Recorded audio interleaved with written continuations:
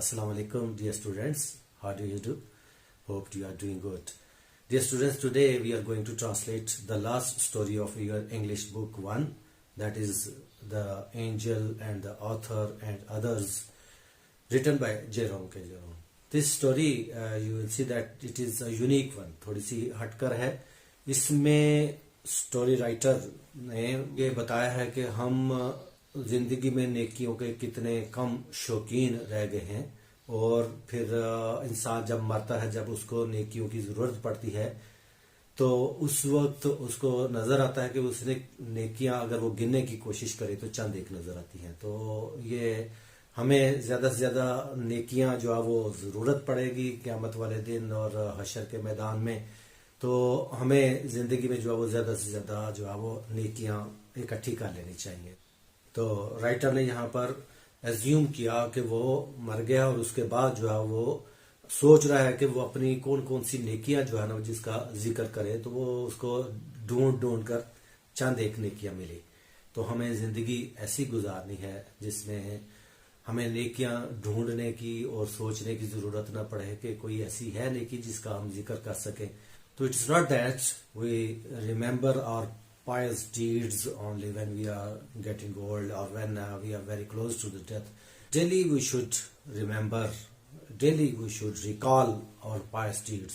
Daily we should think what we have done good that we can mention before Allah. So let's translate the lesson. Lesson number 15, The Angel and the Author and Others, फरिश्ता और मुसन्निफ और दूसरे. Jerome के Jerome. I had a waxing dream one night. एक रात को मुझे परेशान करने वाला ख्वाब आया. वैक्सिंग परेशान करने वाला, एक होता है डरावना ख्वाब, उसको कहते हैं नाइटमेयर. ये वैक्सिंग ड्रीम है, मतलब परेशान करने वाला. नॉट लॉन्ग अगो, लेकिन ये ज़्यादा पुरानी बात नहीं. It was about a fortnight after Christmas. Christmas से 15 दिन के बाद की बात है. ये फोर्टनाइट का मतलब होता है 2 हफ्ते, 2 week. I dreamed I flew out of the window in my night shirt. मैंने देखा कि मैं रात के लिबास में, रात के कमीज़ में नहीं कहना, रात के लिबास में मैं खिड़की से बाहर निकला और उड़ गया. I went up and up. मैं ऊपर और ऊपर जाता गया.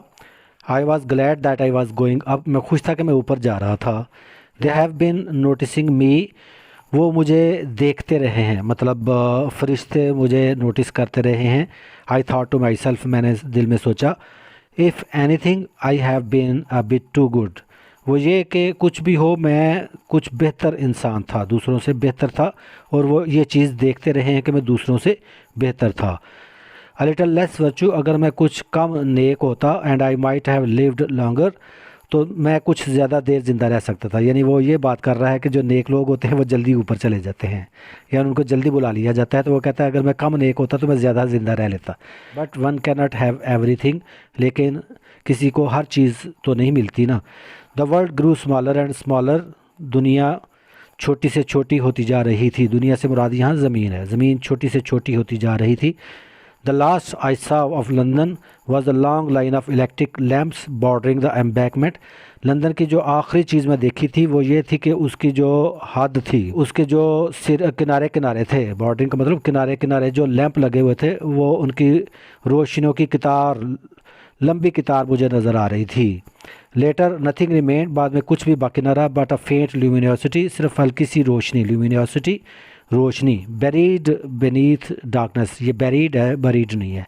बेरीड बेनीथ डार्कनेस, जो तारीकी में दफन हो गई थी. It was at this point of my journey. मेरे सफ़र के इस लम्हे में, that I heard behind me the slow throbbing sound of wings.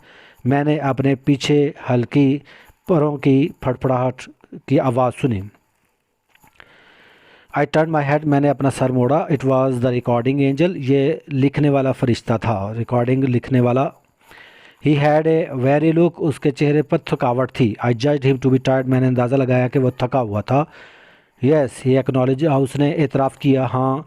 It is a trying period for me. ये मेरे लिए थका देने वाला वक्त होता है. पीरियड मतलब दौरान नहीं, मतलब यहाँ वक्त होता है. क्रिसमस टाइम, ये जो क्रिसमस का वक्त होता है. I am sure it must be. मुझे यकीन है कि ऐसा ही होता होगा. A return. मैंने उसको जवाब दिया. The wonder to me is how you get through it all. मुझे हैरत होती है कि तुम ये सब कुछ कैसे कर लेते हो।